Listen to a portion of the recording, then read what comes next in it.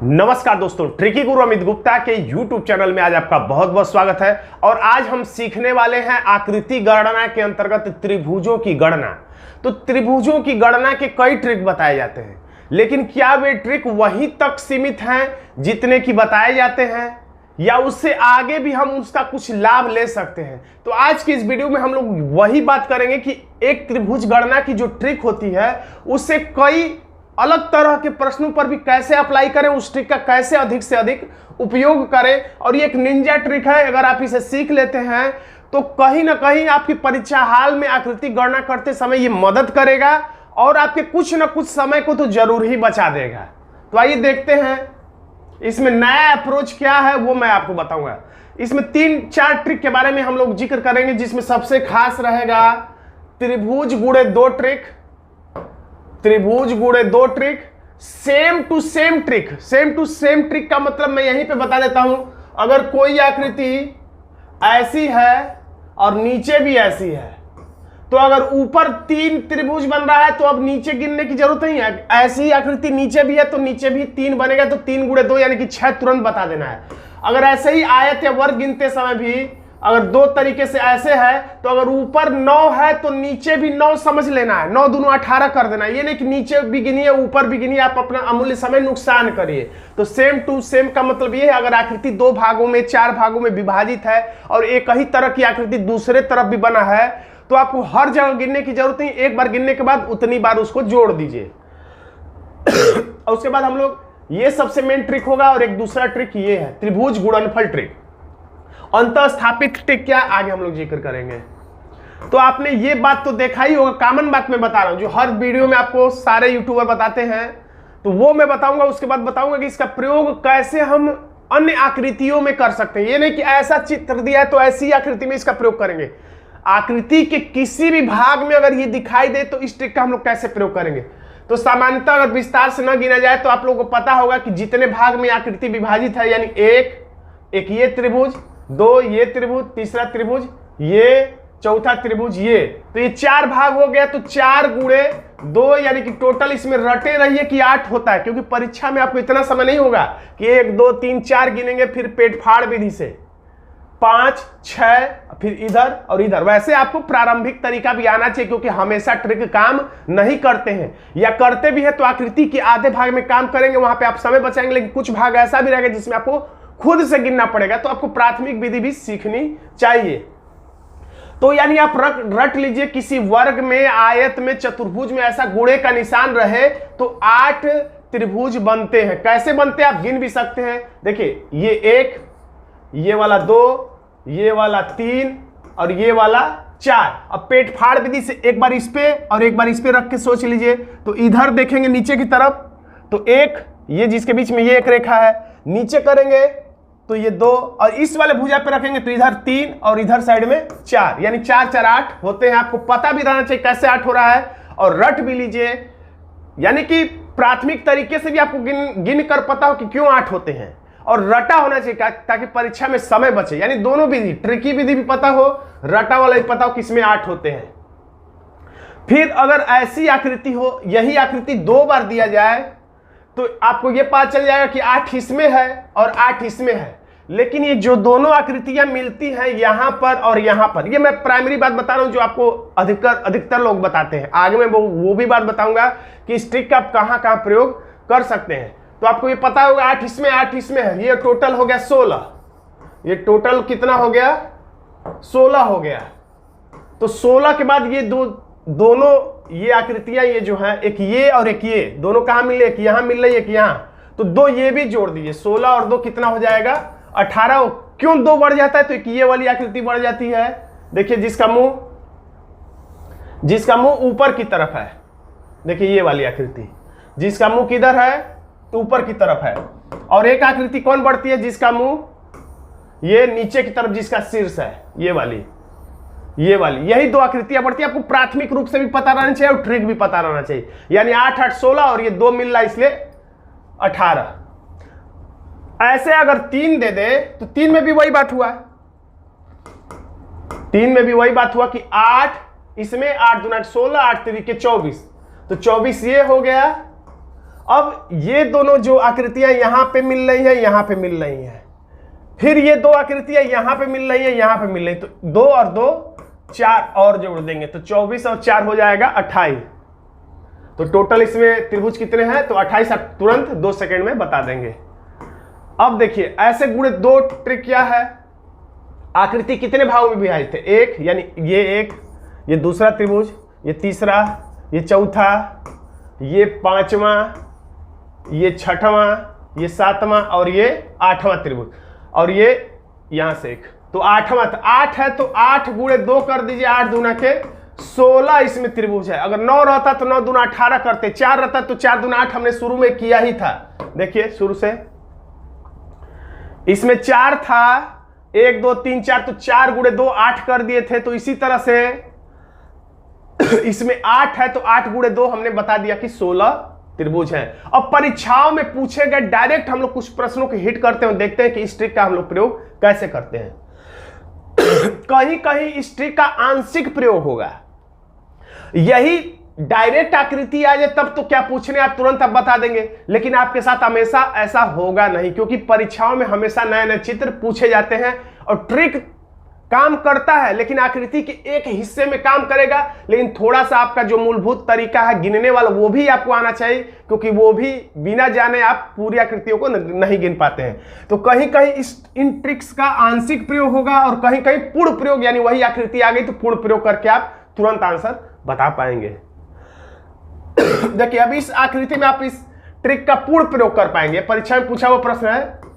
इसमें क्यों प्रयोग कर पाएंगे, क्योंकि आप जानते ही हैं कि वर्ग में आयत में गुणे का निशान हो तो 8 बनता है, इसमें भी 8 बनेगा, इसमें भी 8 बनेगा, तो 8 तिरिक 24, इनका मिलन बिंदु ये है, इनका मिलन बिंदु ये है, तो 4 और इसमें और जोड़ देंगे तो अभी हमने देखा था 28 हुआ था, तो इसमें भी 28 हो गया। लेकिन इसमें अब चौकोर भी पूछा है, चौकोर कितने हैं, चौकोर यानी कि चतुर्भुज कितने हैं। चौकोर देखिए, त्रिभुज तो हमने बता दिया 28, चौकोर की अभी खैर हम लोग बात नहीं करें, फिर भी मोटा मोटी देख लेते हैं। तो एक चौकोर ये, एक चौकोर ये और एक चौकोर ये, 3, ये 3 हो गया। अब उसके बाद देखिए 3 के बाद कौन सा है, तो ये जो बर्फी जैसा दिख रहा है 4 और ये 5, तो 28 त्रिकोण और 5 चौकोर। खैर चौकोर की हम बात नहीं करें, तो फिर भी प्रश्न में आया था, हम लोगों ने देख लिया, आंसर हो गया ये।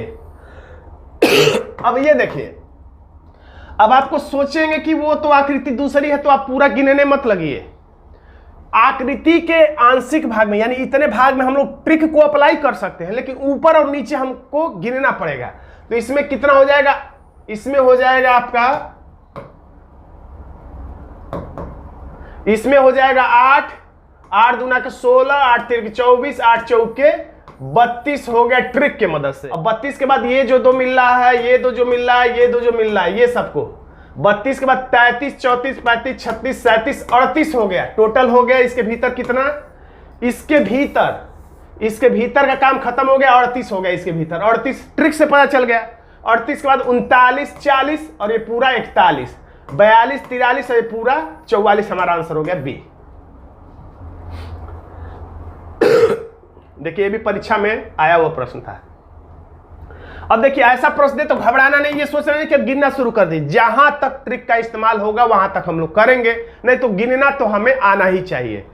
तो ये वृत्त में दे दिया है तो भी घबराना नहीं, ये सोचना कि जो हमने ट्रिक सीखा है उसका प्रयोग हम लोग कहीं कर सकते हैं, आकृति के किसी भी भाग में कर सकते हैं, तो उतना थोड़ा सा समय तो हम लोग बचा ही लेंगे। जैसा कि इसमें देखिए आकृति के इस भाग में ये जो ये भाग है ये भी वही है, चतुर्भुज के बीच में प्लस या गुणे का निशान वाला है, तो जानते हैं इसमें कितना बनेगा 8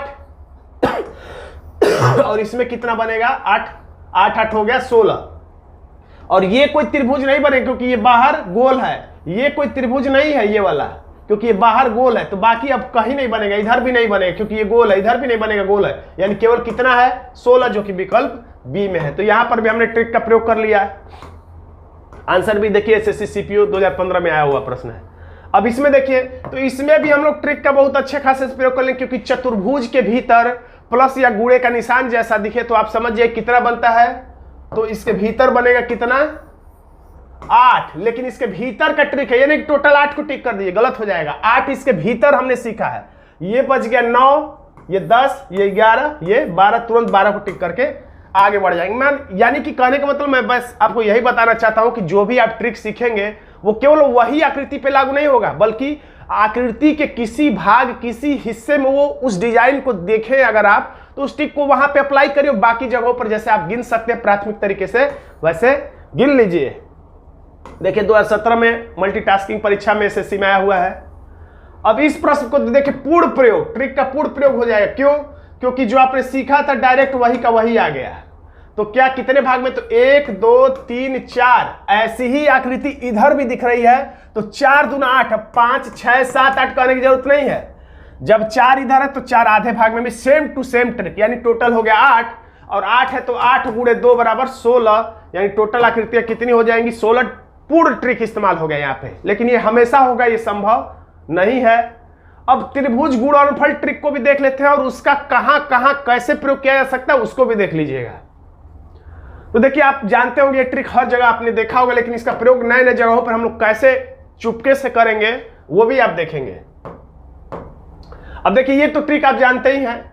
1 2 3 4 है, तो टोटल इसमें कितना? 7। सरल वाले त्रिभुज कितने? 1 2 3 4, तो बस इसी को गिन देना। 4 3 7 और 2 9 और 1 10, यानी टोटल त्रिभुज है इसमें 10। ये ट्रिक आप जानते होंगे, मुझे पता है। अब इसमें कितने हैं, लेकिन मैं बात जो बताने जा रहा हूं वो आगे आएगा। इसमें कितने हैं? तो सादा वाले यानी कितने भाग है? 1 2 3 4 5। ये 5 किसको गिना जा रहा है? ये वाला त्रिभुज, सरल वाला जो कोई भी गिन लेता है। तो 5 है, तो 5 4 9 10 11 12 13 14 और 1 15, यानी टोटल त्रिभुज 15 है। और एक बात, इसमें और भी कई बातें हैं, मैं पूरा नहीं बता रहा हूं। इसमें हमने कितना गिना था? 1 2 3 4 4 3 7 2 9 1 10 गिना था, लेकिन अगर बीच में इसमें एक लाइन खींच दे तो 10 में गुणे 2 कर दीजिएगा, यानी 20 हो जाएगा। 5 रहे तो 5 गुणे 2 यानी 10 कर दीजिएगा, क्योंकि दुगुना हो जाएगा बीच में अगर लाइन रहेगा तो। इसी तरह से इस भी आकृति में जितना अगर बीच में लाइन खींच देता है तो जितना होगा उसका दुगुना कर देंगे। अब देखिए, इसका हम लोग जैसे इसमें है, देखिए कितना? 1 2 3, तो 3 2 5 1 6, तो 6 6 दूना 12 36, 3 भाग 2 भाग है इसमें, तो 1 भाग ये, 1 भाग ये और 1 भाग ये, तो 6 गुणे 3 यानी कि 18 त्रिभुज हम लोग बोल देंगे। अब ये तो मौलिक बात थी, सब लोग बताते हैं। अब आगे की बात कोई नहीं बताता कि इस ट्रिक का हम लोग कहां कहां प्रयोग कर सकते हैं। लोग सोचते हैं कि बस ऐसा ही आएगा सेम टू सेम, तभी हम लोग इस ट्रिक का प्रयोग करेंगे। लेकिन परीक्षाओं में कुछ पूछे गए प्रश्नों के माध्यम से देखेंगे कि इस ट्रिक का हम लोग कहां कहां प्रयोग कर सकते हैं। देखने में लोग छात्र समझेंगे कि इसमें इस ट्रिक का प्रयोग नहीं होगा, लेकिन इसमें भी अभी हमने जो सीखा है उस ट्रिक का प्रयोग बिल्कुल आसानी से हो जाएगा। देखिए कैसे, ऐसा दे दिया है तो बहुत लोग फिर से गिनने लगते हैं, 1 2 3 4 ये वो 5 6 10 12। ऐसा नहीं करना है, ध्यान से देखेंगे तो आकृति के इस भाग में वही बात है जो अभी हमने पीछे क्या किया है? सीखा है। ये जो सीखा है, जो आकृति शुरू में ये देखा है आपने, यही आकृति ये भी है। थोड़ा सा नीचे भी दे दिया है, ऊपर भी दे दिया, बस यही अंतर है, और कोई खास अंतर। तो आकृति के इस भाग में देखिए हम लोग उस नियम को क्या करेंगे? 1 2 3, तो 3 2 5 1 6 ऊपर हो गया। अब 6 दूना 12 नीचे भी कर देते अगर ऐसी आकृति होती तो, लेकिन एक ही क्रॉस है इसमें, तो 1 2, तो 2 1 3, और दोनों मिला के 6 3 9, हमारा आंसर हो जाता है बी। देखिए उसी ट्रिक का हम लोगों ने बखूबी इस्तेमाल कर लिया इस प्रश्न में भी। परीक्षा में आया वो प्रश्न, कोई फालतू प्रश्न नहीं है। अब इस प्रश्न में भी हम लोग इसका, बहुत लोग सोचेंगे ये तो नया प्रश्न है, इसमें कहां इस्तेमाल हो रहा है। बहुत लोग नहीं करते, फिर से गिनने लगते, लेकिन इसमें भी आराम से इसी ट्रिक का प्रयोग किया जा सकता है जो अभी हमने सीखा है। बहुत लोग इस बात को नहीं बताते कि इस ट्रिक का कहां कहां प्रयोग होता है। तो सबसे पहले ये जो तीर बना है, तो ये एक, देखिए वही चीज है जो अभी हमने सीखा था। ऐसे कई था इसमें, लेकिन इसमें क्या है? केवल एक ही है, तो केवल एक ही है, तो 1 2, तो 2 1 3, यानी एक ये 2, समझ में आ रहा है? एक ये है और एक ये है, 2 1 2, तो 2 1 में कितना बना? इसमें 3। जब इसमें 3 बना तो सेम टू सेम विधि मैंने बताया था, तो इसमें फिर से गिनने की जरूरत नहीं, इसमें फिर से गिनने की जरूरत है, इसमें फिर से गिनने की जरूरत नहीं है। जब इसमें 3 बनेगा, और कैसे बनेगा? आसान सी बात है, समझ ही रहे होंगे आप। एक ये वाला, एक ये वाला और एक पूरा वाला, 3। तो कोई ज्यादा इसमें रॉकेट साइंस नहीं। तो 3 3 6 3 9 और 3 12 किस में? तो जो बाहर तीर है केवल उसमें, 3 3 6 3 9 तितली के 3 चौके 12, 12 तीर त्रिभुज तीर में बन गए। अब ये जो भीतर वाला है ये वाला, इसमें भी तो यही ट्रिक है, बस ये कि इसमें एक लाइन है ऐसे ही जैसे ऊपर था, तो इसमें भी 1 लिखेंगे, ये 2 लिखेंगे तो 2 1, इसमें भी कितना है 3 है। तो जब इसमें 3 है तो इसमें भी कितना होगा 3 होगा, तो 3 3 6, तो 12 6 कितना हो गया 18। और जो मुझे बताने में समय लग रहा है, जब आप समझ जाएंगे तो आपको लगाने में समय नहीं लगेगा। उम्मीद करता हूं आप मेरी बातों को समझ रहे होंगे, और जो लोग समझ रहे हैं मेरी बात कि मैं क्या कहना चाहता हूं तो कमेंट में कुछ ना कुछ जरूर लिखेंगे।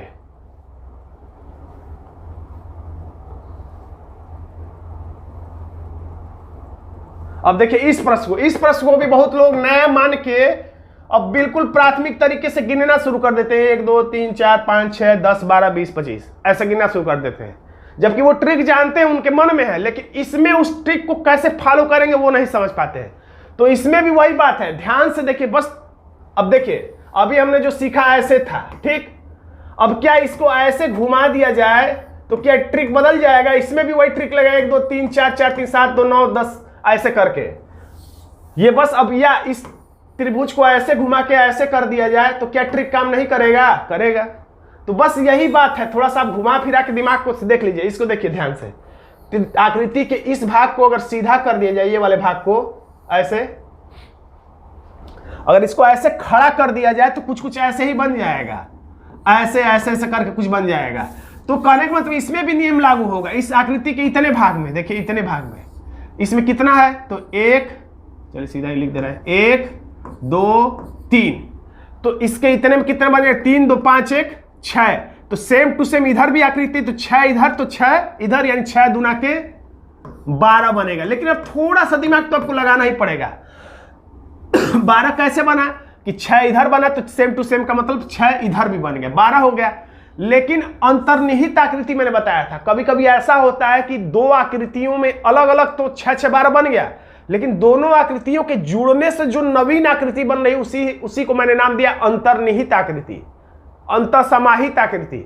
तो इन दोनों से जो कि ट्रिक में, इसको तो हम लोग ट्रिक में ऐसा तो ट्रिक नहीं गिने थे कि ऐसा वाला में, देखिए ऐसा वाला में, ऐसा वाला ट्रिक में तो नहीं था, तो इसको आपको अलग से थोड़ा गिनना पड़ेगा। इस आधार से उठकर ये एक त्रिभुज, इसी आधार से ये एक त्रिभुज, इसी आधार से ये एक त्रिभुज, त्रिभुज 1 2 3 ये है इसमें, तो 12 और 3 जोड़ देंगे तो कितना हो जाएगा, 15 हो जाएगा, यानी हमारा आंसर हो जाएगा ए। उम्मीद करता हूं आप मेरी बातों को थोड़ा बहुत जरूर समझोगे तो कमेंट बॉक्स में जरूर लिखेंगे कि समझ में आ गया। और उस बात को यहां पर तो बहुत आसानी से लागू कर सकते हैं, 1 2 1 2 2 1 3, और बीच में एक लाइन खींच दे तो 3 गुणे 3 दूना 6, हमारा आंसर हो जाएगा विकल्प बी। ये तो आसानी से हो गया क्योंकि ये पूर्ण प्रयोग हो गया आकृति का। लेकिन ऐसी आकृति रहे तो भी आप प्रयोग करिएगा, और जहां पे नहीं हो सकता है खुद से गिन दीजिएगा। दोस्तों अगर आप ऐसी ही रीजनिंग हमसे सीखना चाहते हैं तो हमारे पेड कोर्स से आप पूरी रीजनिंग को विस्तार से स्टेप बाय स्टेप पूरे कोर्स को सीख सकते हैं। इसके बारे में विस्तृत जानकारी के लिए आप इस नंबर पे, व्हाट्सएप नंबर पर हमें व्हाट्सएप कर सकते हैं। खैर, आज का वीडियो आपको कैसा लगा कमेंट बॉक्स में जरूर लिखिएगा। वीडियो अच्छा लगा तो वीडियो को लाइक कर दीजिएगा, इसे अपने दोस्तों में शेयर कर दीजिएगा। चैनल पर नया है तो चैनल को सब्सक्राइब जरूर कर लीजिएगा। मिलते हैं नेक्स्ट वीडियो में, तब तक के लिए आपको बहुत बहुत धन्यवाद।